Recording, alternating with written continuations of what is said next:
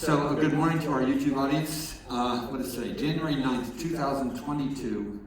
The first Sunday after the Epiphany, for those who reckon time in that way. And message from Magic Mountain as the new year continues, all things COVID continue. A greeting to those who are able to be in the room with me this morning. We're making adjustments for that on the fly.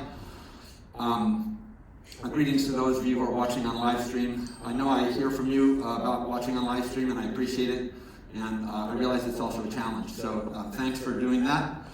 And I'm so excited that we're able to continue to keep our doors open for those who are in need.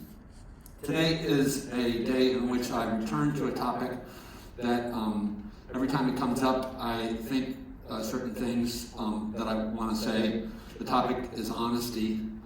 It's clearly relevant in the realm of addiction recovery, but I will share this morning because of the threat of inclement weather.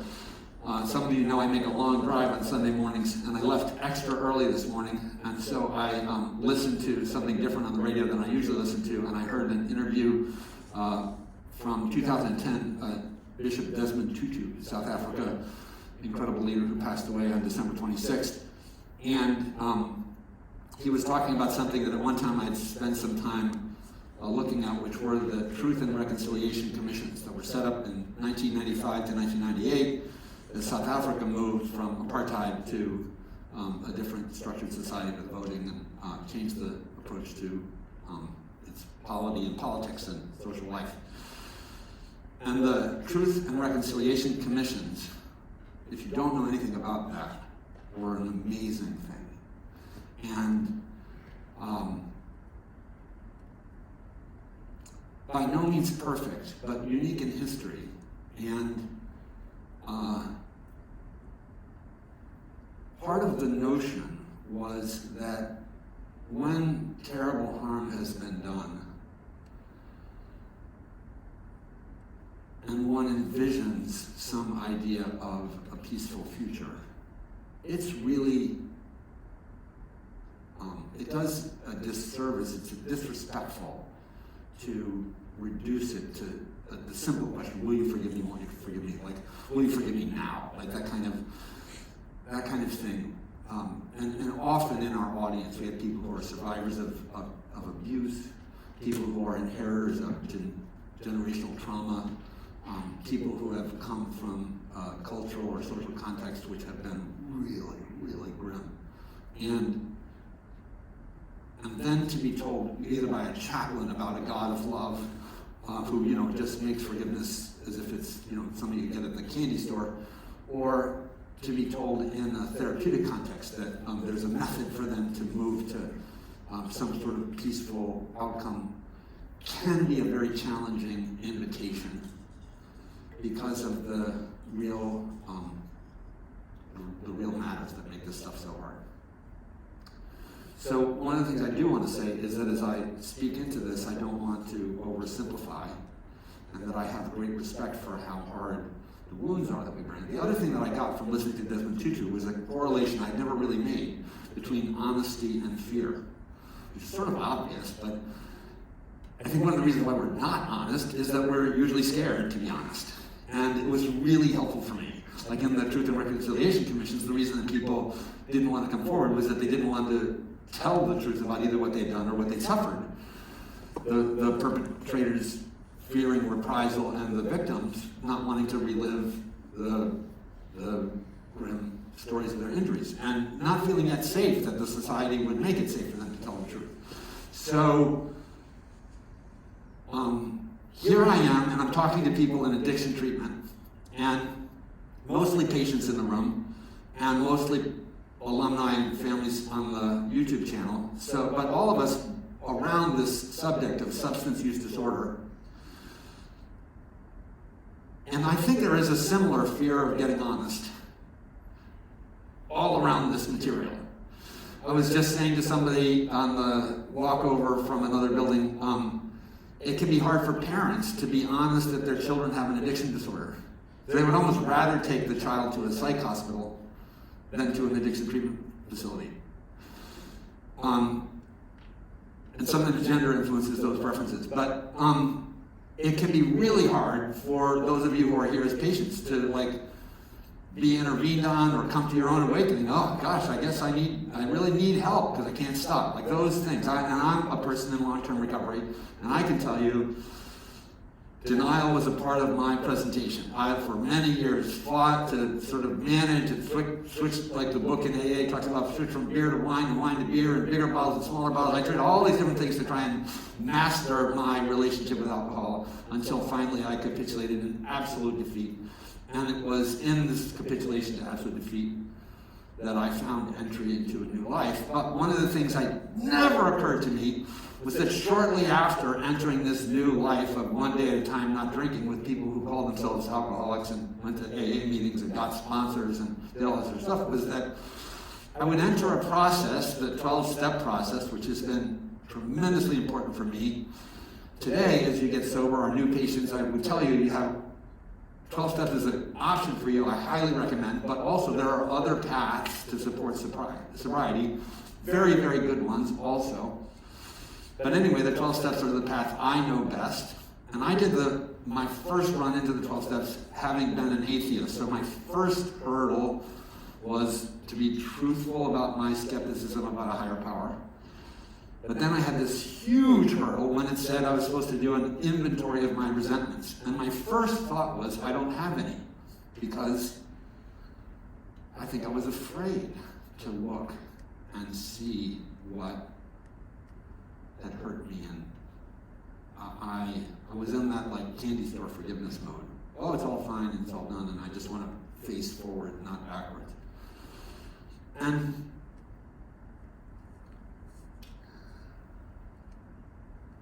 in my early recovery, I used to hear in Alcoholics Anonymous a phrase that I then would hear a fellow whose portrait is on the wall here, Father Bill Holtberg, say often from this, standing right here, in his Thursday morning and Sunday addresses,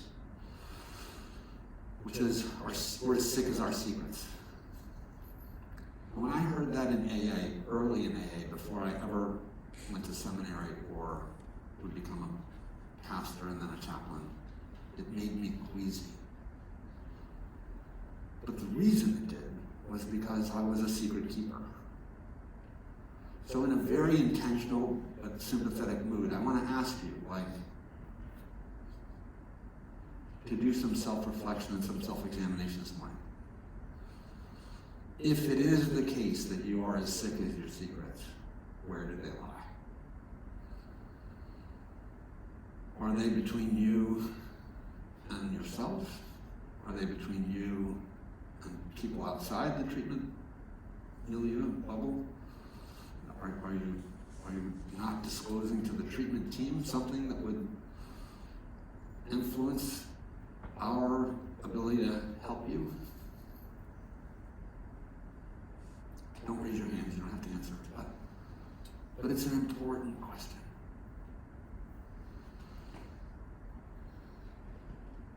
And the thing I know to say to you is that when Father Bill would say, you're as sick as your secrets, what is the symptom of the sickness that is the secret's sickness? Its symptom is isolation. That's what I want to say. I want to say that when Father Bill would say, you're as sick as your secrets, that the snuffly nose or whatever it is of that problem is private hell. You know something that you don't let other people know. And it makes you alone in a profound way.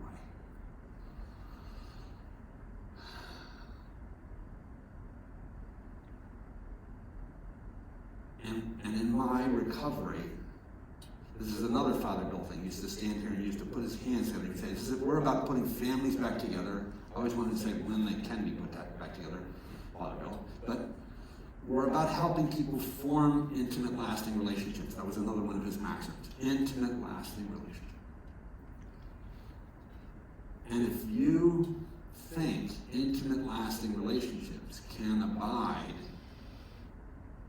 big gaps of truth-telling, I would tell you, Dave, that's not intimacy as I understand it. I learned that the hard way in my life. And today, I'm an over-discloser based on people who evaluate me in my life. But the consequence of that is a decrease in loneliness in my life. It's the opposite symptom. I have embarrassment often, but I have shifted to risking telling too much instead of telling too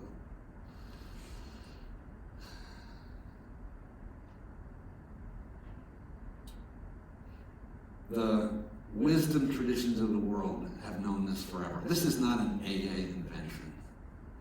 Even though the Alcoholics Anonymous model very clearly calls us to a thorough, fearless, and searching moral inventory. Which when I first heard that, I was like, what in the world is that? I didn't like the word moral. The whole notion of it, it inspired fear in me. But what I have come to appreciate is that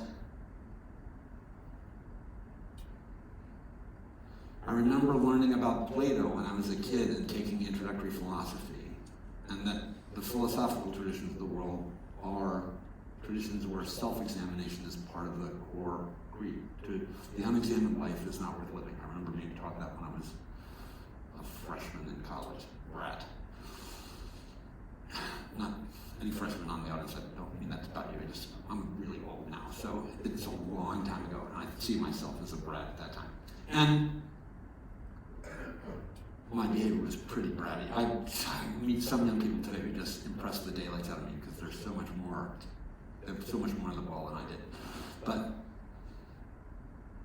Christianity, one of the chaplains who used to work here, a guy named Charlie Beam, wonderful man, used to love to teach a thing that was called the Examen prayer, E-X-A-M-E-N. It came out of the Jesuit Ignatian spiritual tradition. And it was a prayer of self-examination. And in the Roman Catholic tradition, there's a thing called the examination of conscience, and there's the rite of reconciliation. There's all kinds of practices for self-examination. I think one of the things that's kind of interesting in AA, you find that some people do annual runs through the steps, or at least an annual fourth and fifth step. In Judaism, you find the high holidays, Rosh Hashanah and Yom Kippur, calls for a structured process of self-examination. Buddhism, Hinduism, Islam, these notions of these traditions that go way back. This is not new information. That discovering and understanding who we are and bringing it to the community of which we're a part is part of our journey of movement into intimacy and healthy relationships. And I believe we are evolved as beings to yearn for connectedness, and that addiction is, as the brilliant writer Maya Salowitz says, love gone awry. It is our yearning for connectedness, misattached to heroin, alcohol, crystal meth, cocaine, escorts, shopping, gambling. So if any of that relates to you, the teachings in the Gospel of John, which I just heard Ted Lasso and the psychologist in that, if you don't know that TV series, great TV series, quoting, "The truth will set you free." We hear that, but that comes out of the Christian writings. And it's a great dictum. It's pulled out, and often when people take texts out of context like that, I get frustrated, but there is a context of that saying, but it's a good aphorism. It's the truth. I believe truth correlates to a kind of freedom, and that lack of honesty correlates to this kind of captivity that I'm describing as an existential loneliness. And that chapel is a place, an intersection, and Caron and Magic Mountain and treatment is a place where secrets get unburdened, and where the freedom that old adage speaks to begins to be felt. And I want you to hear my desperate and prayerful invitation to you to risk telling on yourself. Tell the truth. Tell what's going on. Let us know. Let one of your peers know. If you're not ready to tell the treatment team or whatever, let somebody know what's going on in there or in here. Because if you come here and you hide some key aspect of your story or piece of information, the risks of not only isolation but further sickness and death are super high. And your ability to sustain recovery may be very, very compromised. I think this was what Father Bill had witnessed and what the early AAs saw. By the time the AA's foundational text was written, it was only 4 years into Bill Wilson's recovery, which I think is always amazing to me. But by that point, they had already kind of figured out that we need to do this thorough house cleaning, we need to do this thorough thing. And today, when you come to a place like Caron, you have an incredible environment. I think the different patient milieus that we have each are amazing contexts. You form incredible relationships in a very brief period of time, and you have the capacity to dump and run. You can share and then get the hell out of here, and or you can share and find that it makes you so much closer that you want to share your information with one another and become friends for life. And both of those things happen. So. Either way, no guarantee what the outcome would be, but I can guarantee the outcome will be negative if you continue to withhold. I'm very confident of that. In terms of the fullness of your recovery, can people stay stopped without kind of authentic disclosure? Perhaps, but only in a way that I think it inhibits them from experiencing the joy and freedom of the recovery that I finally came to love. And it was only because annoying people like Father Bill, or hopefully me, said things like secrets will keep you sick. And I'm like, no, they won't! And then I finally, dined myself out, sorry for that expression, and I did find a greater freedom. And today I have selective relationships. That's another thing just to say in terms of the practice of it. It doesn't mean everybody needs to know everything. That's not what I'm saying. What I'm saying is that there are key contexts where secrecy is holding us back. And the discernment of them is perhaps a bit tricky, but I'd rather have you err on the side of disclosure than err on the side of withholding. And as you acquire skill and competence in this, you'll begin to understand that not everybody needs to know everything. And learn how, when you're in an AA meeting, to speak in generalities rather than specifics about, say, for example, childhood trauma or whatever. And yet, to make sure that you have those selected people in your life from whom, essentially, this was a challenge that was put in front of me by a person I dearly loved and who helped me so much, a male therapist. And he said that he hoped for me that someday I would have people in my life from whom I would have absolutely no secrets, and I would not pay them for the relationship. And it was really a meaningful thing. His goal was to get me out of therapy by having people in my life who functioned essentially as pseudo-therapists in the sense that they were my conversation partners about the real struggles of my life.